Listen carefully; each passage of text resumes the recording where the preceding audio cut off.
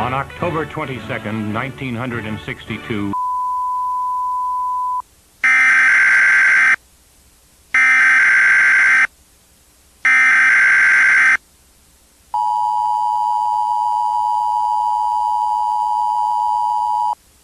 an unidentified entity is reported to have killed over 963 people in random locations all over the United States.